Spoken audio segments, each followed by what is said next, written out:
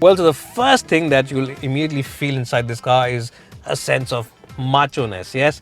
Because you get inside like this with the grab rail over here and you sit on top of these seats which are really high set. You can easily have a conversation with a bus driver because you'll be looking eye to eye with him, almost eye to eye with him, and you'll be looking down at all the other motorists like this, and they'll be a level or two below you. You'll be in a much higher position. Maybe it seems like you're sitting in a first floor building and someone else is there on the ground floor, but that of course is a joke.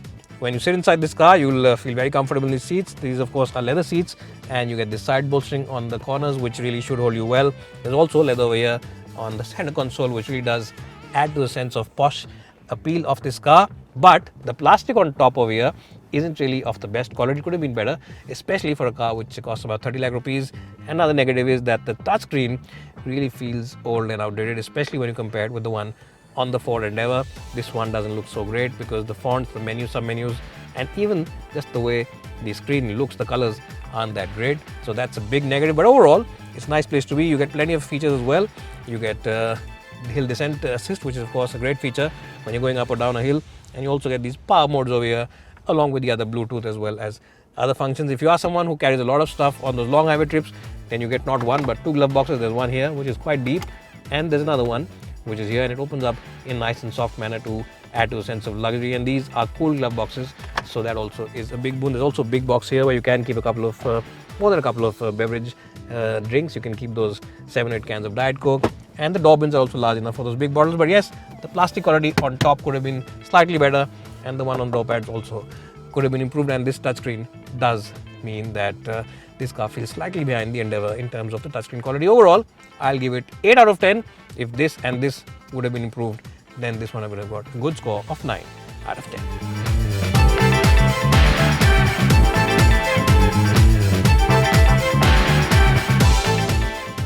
Well, so here I'm in the second row of the Fortuner seats, and this is an exceptional place to be. If you are someone who buys this car just to sit in the back seat, then this is a great place to be. Now, my height for reference is 5'10", in case you've forgotten, and I always adjust the front seat for my height and my driving position. And as you can see, knee room is available in loads over here. Headroom also is more than sufficient. So if you're about 6'2" or even 6'3", you should be more than happy in these seats, and you should be, because you are spending about 30 or 32 lakh rupees on this car. You get a 12-volt charging point over here, and the AC vents have been very nicely placed on the top over here, not over here. So that means that movement will not be restricted, because if they're here in the floor panel, then sometimes they do brush against your knees. The good point is that the floorboard isn't very up high, it's quite low, so whoever's sitting here has plenty of place to stretch his feet, and it's generally a wide car at the back, which means you can have 3 occupants. And the best part is the windows go all the way down, so you can easily sit like this and relax. And of course, if you're not in the mood to relax, and if you're in the mood not to talk to anyone inside this car, you can always do a very intelligent thing, and that is to simply roll your back over here like this and go off to sleep. And that's something which I would not recommend, because it's a nice car to be in. You can always move the seat front or back to make more room for whoever's sitting in the back. So overall, what I'm trying to say, let's cut through the chase and just give it a good score. This one gets 9.5 out of 10 in the backseat department. So here I'm in the last row of the Fortuner seats, and as you can see, headroom might be just about okay, but knee room is surprisingly decent. And that's a surprise, because a lot of people, when they sell their cars, a lot of manufacturers say that's a 7-seater, but the last row really isn't meant for adults, it's really meant for kids. But this one, you can have someone who's about 5'9", 5'10", or maybe 5'11" in these seats, and he or she will be comfortable. Now, the seats themselves are nice. The best point about these seats is the fact that you can move around the backrest, and you also get your own AC vents and a large window here, so you never feel claustrophobic. So I'll give these seats a good score of 8.5 out of 10. Now, the reason why I've cut 1.5 points from that score is because even though you do get a big bottle loader kind of thing over here, you don't get any charging point, and that means that if you have kids in the car, they'll constantly be complaining that their phone is running out of a battery on that long journey. But overall, a strong score of 8.5 out of 10.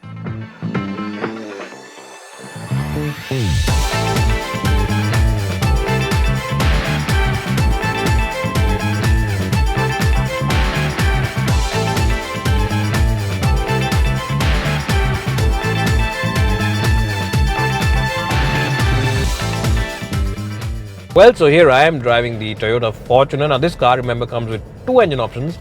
There's a 2.7 petrol, and there's also a 2.8 diesel. And with the diesel engine that we're driving today, you can get a manual as well as an automatic. And the manual on this car is a 6-speed manual. The good part about the manual is that the throws are light. Even though the throws are long, you don't need too much of an effort to shift. The clutch also is relatively light, considering that most other diesel engines with such large capacities offer you heavy clutches. This one is relatively light, which makes driving this car in city a not so tiresome affair. The steering wheel has the right amount of weight. Neither is it too heavy, neither is it too soft.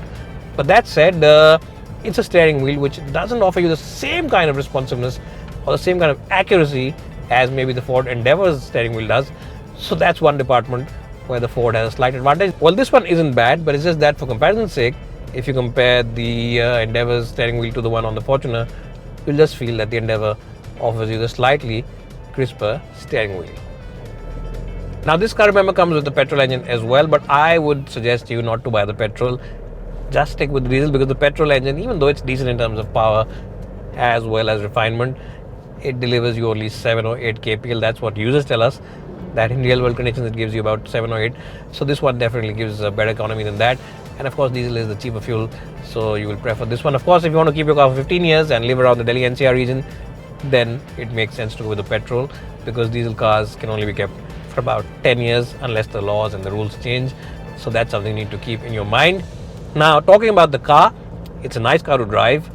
The clutch is light, the gearbox has light and accurate throws. Even though throws are long, it has light and accurate throws. It's a 6-speed gearbox, which means that the flexibility of the engine also is enhanced. If you're on the highway and you're doing about 100 or 110 kph, the engine is spinning at a relatively low 2000 rpm, which makes the cabin very relaxed. And in fact, this cabin feels nicely isolated from everything outside. There is a little bit of engine noise, but it only comes when you rev the engine hard.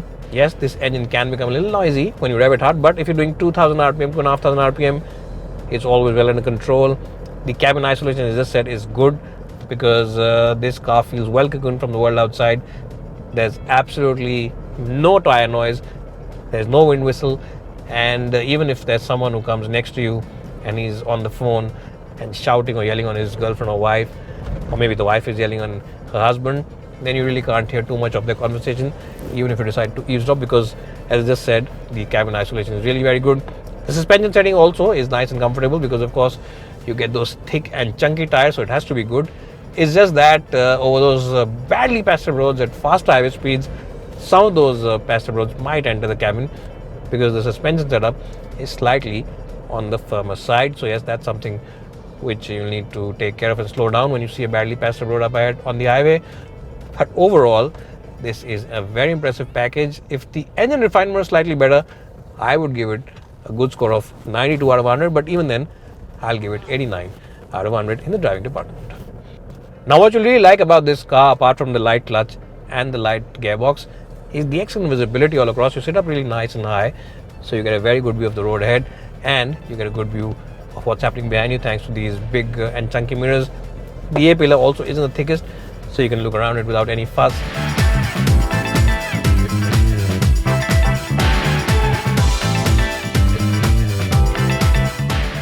Well, the Fortuner here will remind you of Rahul Dravid. Just like Rahul Dravid, this car is very big on style, very big on presence, as well as reliability, and it is also very dependable. And what's more, being Toyota means that after sales as well as resale values will be very strong, so you really don't have to worry about anything if you buy this badge. The Fortuner is the quintessential SUV and one of the best packages you can buy in the market, and I'm sure if you buy this car, you'll not regret your decision. It's bye for now, and thanks for watching.